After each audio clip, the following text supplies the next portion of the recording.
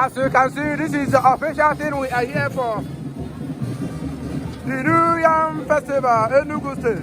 Please, can we You can see the Idigwe.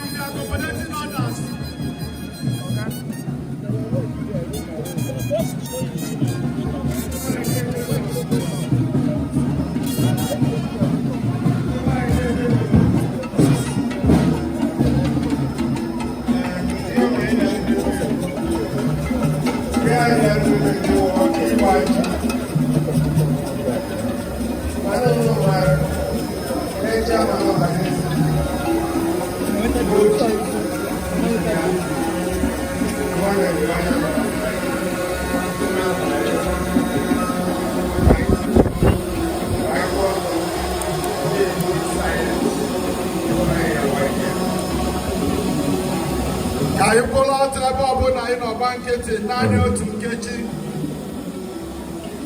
Deputy Governor of Enugu State, Ifeanyi Osah, is about to come.